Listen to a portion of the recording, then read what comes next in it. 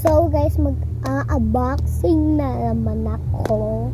Lagay ko dito yung binili sa akin ng papa ko na slime ng nang binili ako ng slime na Kuromi, tapos na sinira ko ng Miro doon sa table. Kaya pinix ng papalo ko. Kaya ito yung pag-unboxing ko na may dress up na lukot.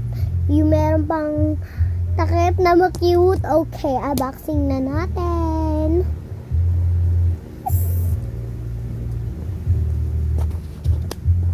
Oh, Chromie.